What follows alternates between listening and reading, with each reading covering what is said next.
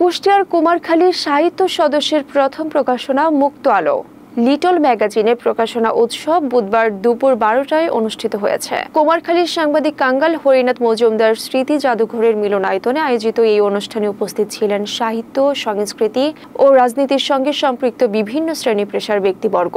মুক্ত আলো একটি ক্ষুদ্র সাহিত্য পত্রিকা যা নির্যাতিত ফিলিস্তিনিদের প্রতি সংহতি জানিয়ে প্রকাশিত হয়েছে। এতে ফিলিস্তিনের যুদ্ধ বিধ্বস্ত বাস্তবতা, সংগ্রাম ও মানবিক বিপর্যয় নিয়ে প্রবন্ধ, কবিতা এবং অন্যান্য সাহিত্য রচনা স্থান পেয়েছে।